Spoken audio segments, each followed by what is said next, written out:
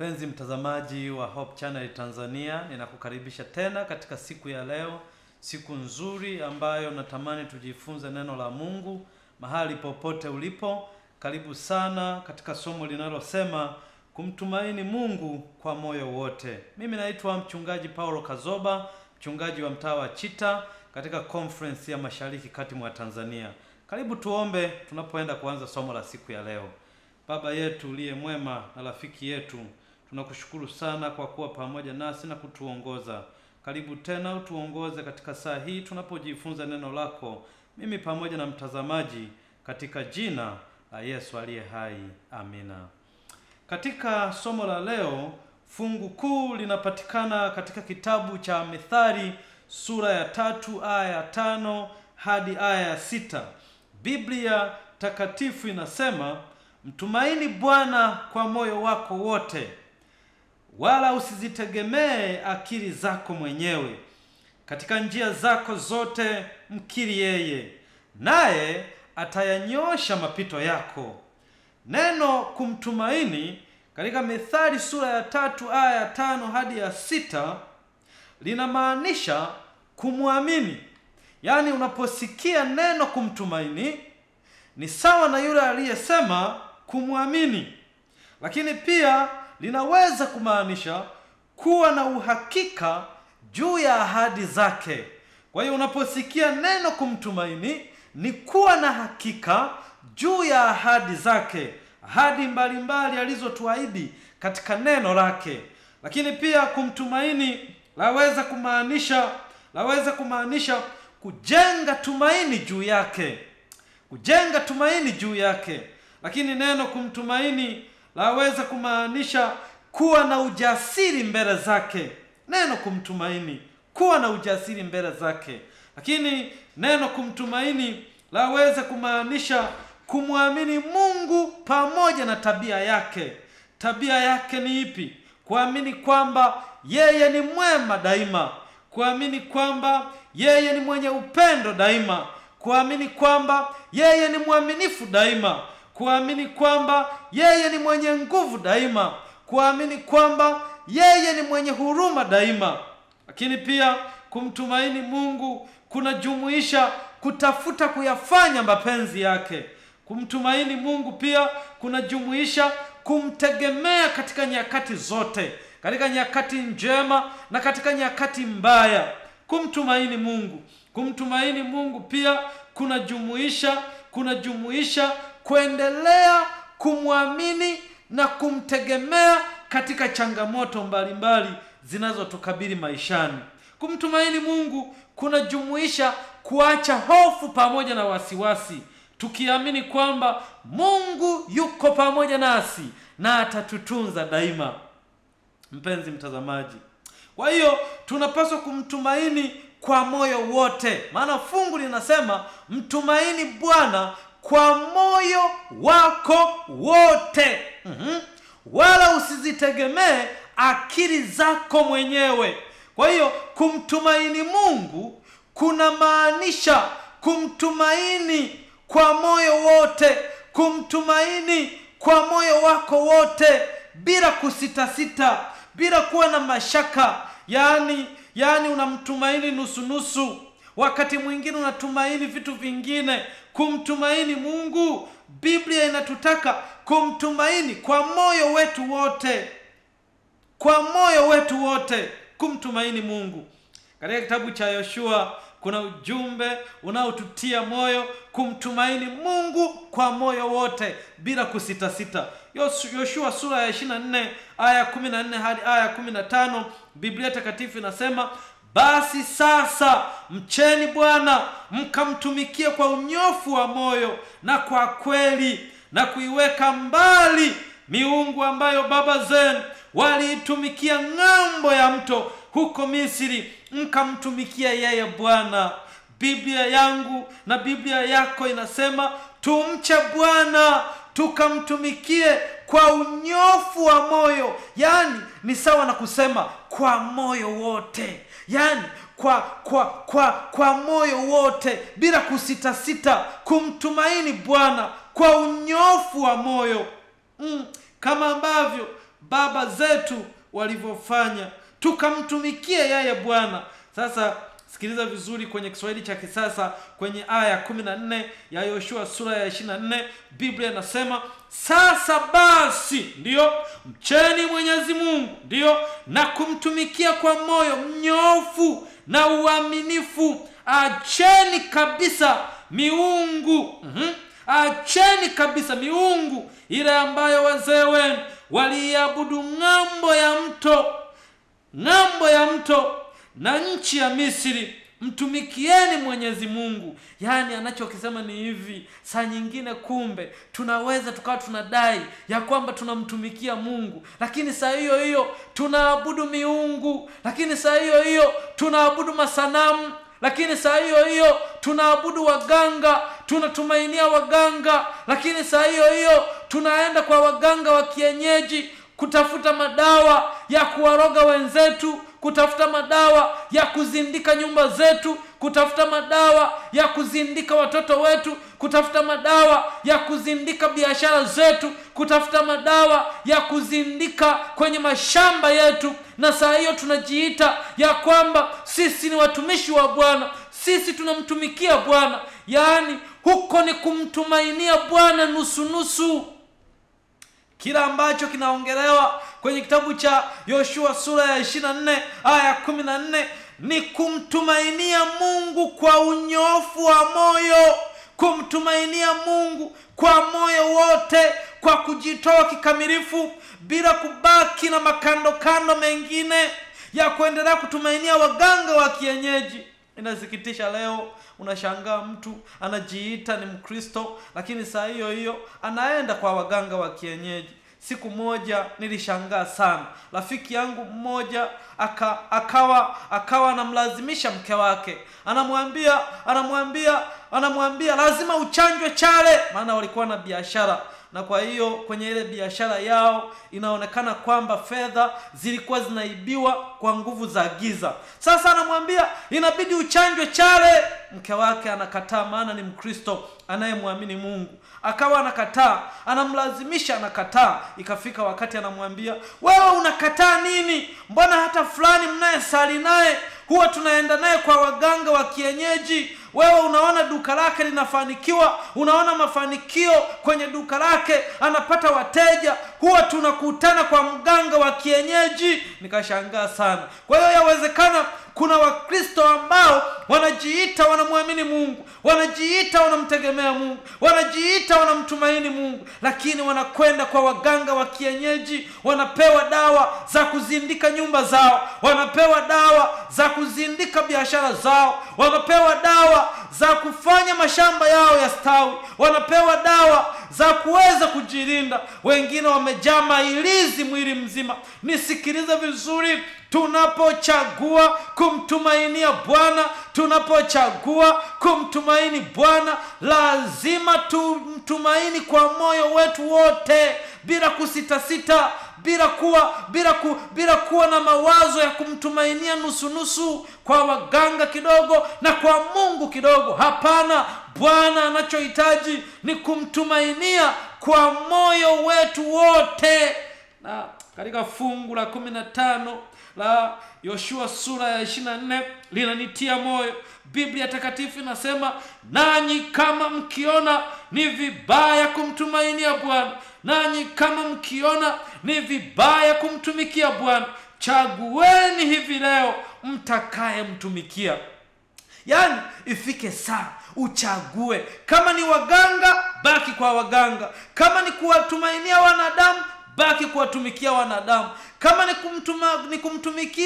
kuwatumikia wachawi, baki kuwatumikia wachawi. Lakini Yoshua anasema, mimi pamoja na nyumba yangu tutamtumikia Bwana.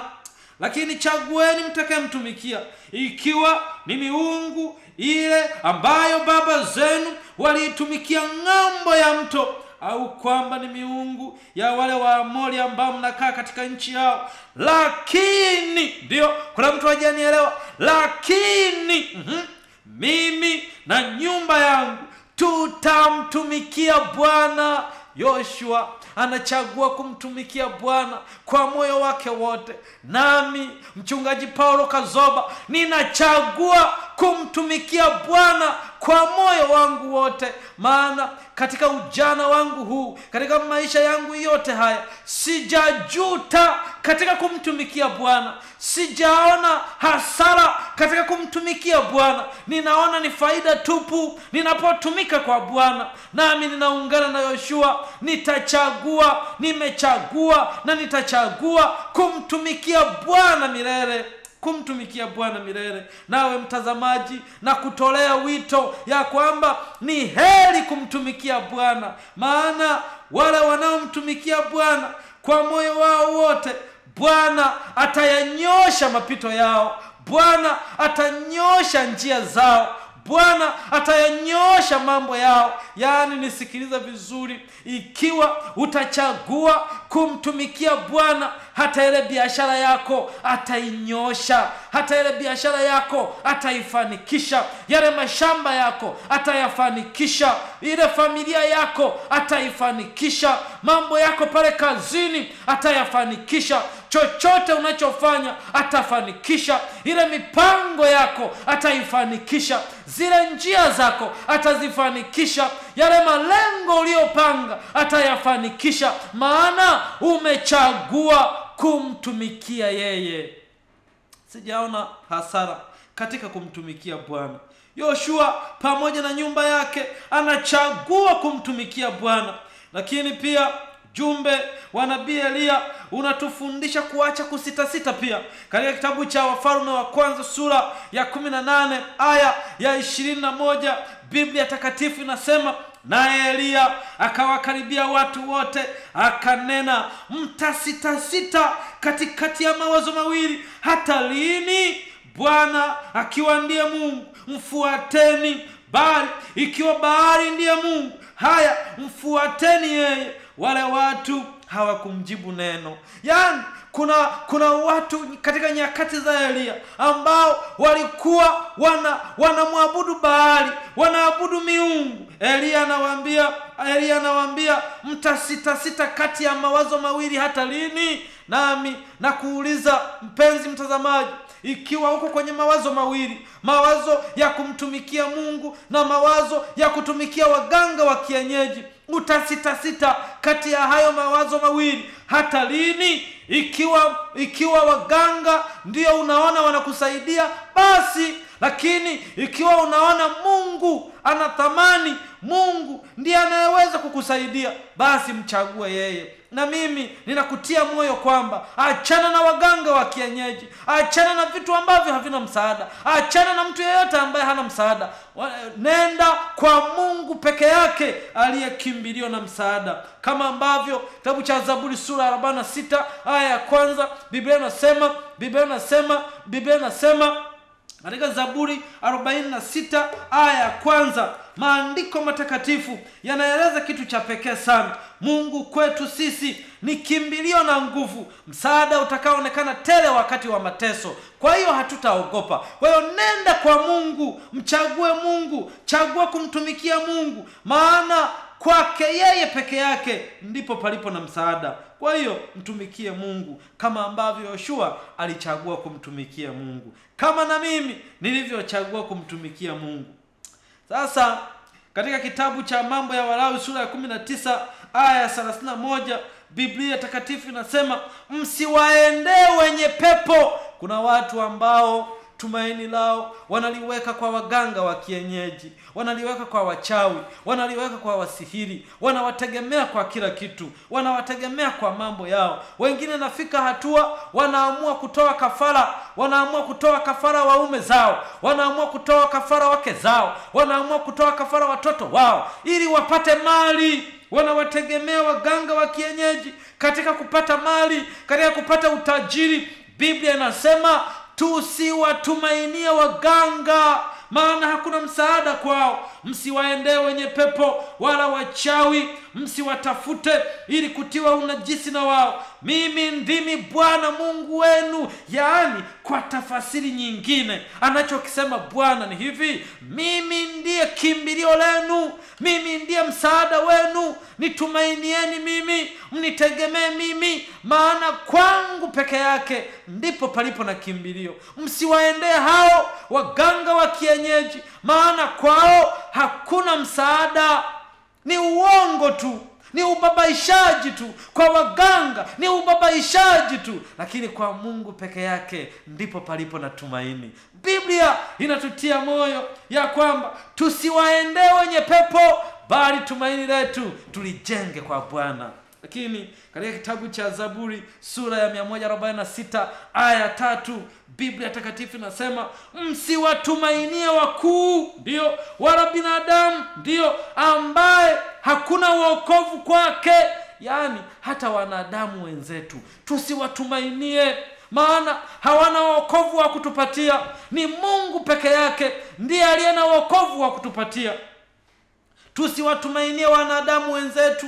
Kuna watu ambao unakuta wameweka tumaini lao kwa wanadamu wenzao, na hata wakati unapofika, ikifika muda, wameiacha imani, wamemuacha Bwana, kwa sababu hawa watu walijenga tumaini kwa hao. Huenda ni wahubiri, huenda ni viongozi, huenda ni watu fulani mashuhuri. Wanapopoteza tumaini lao kwa Bwana, na wao wanapoteza tumaini lao kwa Bwana. Tumaini letu tulijenge kwa Bwana.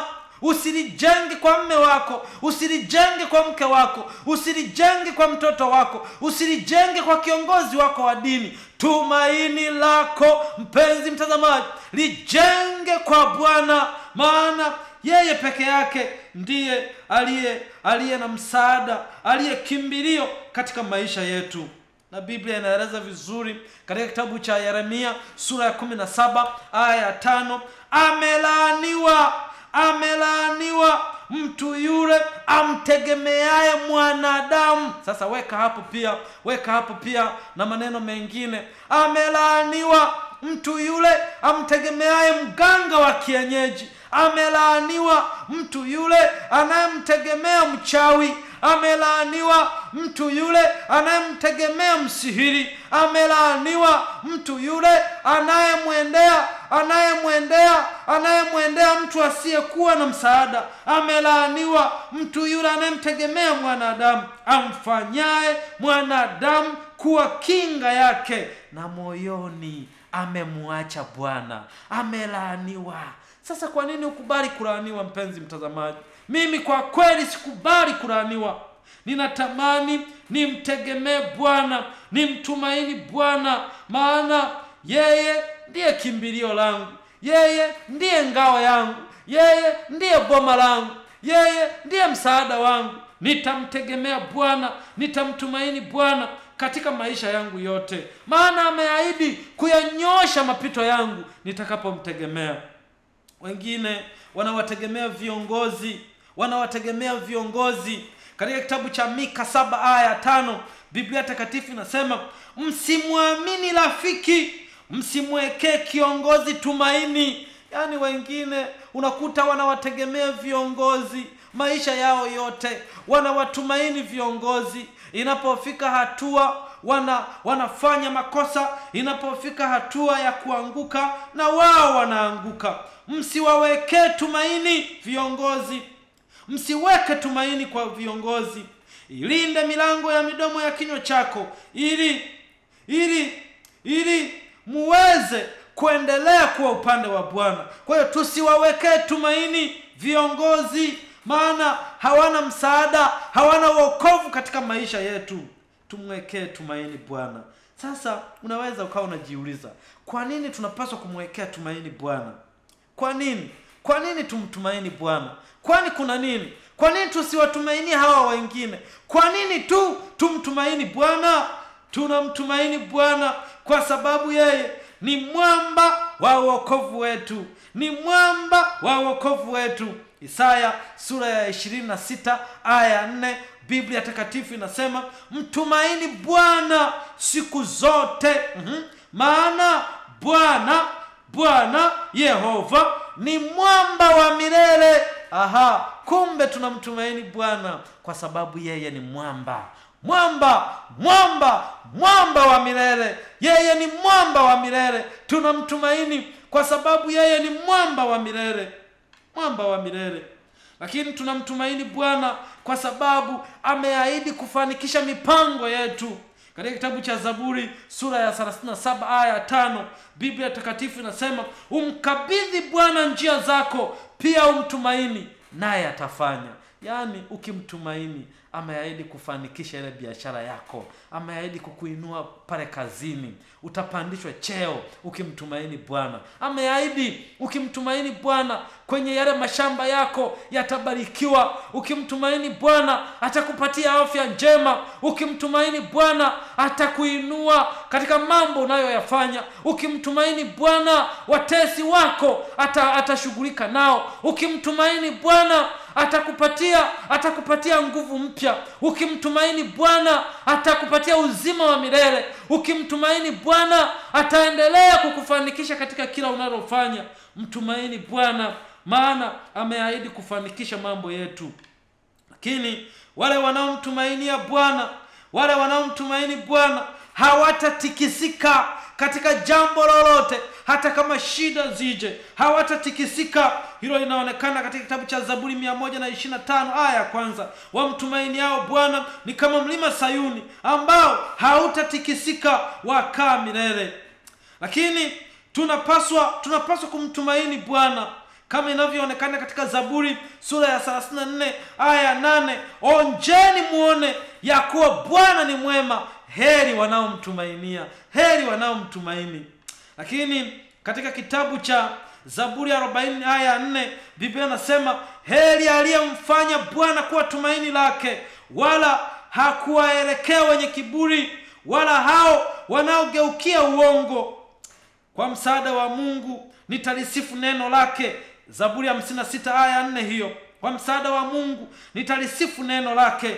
Nimemtumaini Mungu, sitaogopa. Mwenye mwili atanitenda nini? Yaani hata kama kuna watu wanakupatia vitisho, ikiwa utamtumaini Bwana, hutamuogopa mtu yeyote. Hata kama watu wanakutishia kwa kufukuza kazi, kwa sababu umeacha kuwatumaini wao, kwa sababu umeacha kuweka tumaini lako kwao, hautaogopa, maana tumaini lako liko kwa Bwana, hautatikisika. Lakini ngoja kwa haraka tuone faida mbalimbali za kumtumaini Bwana.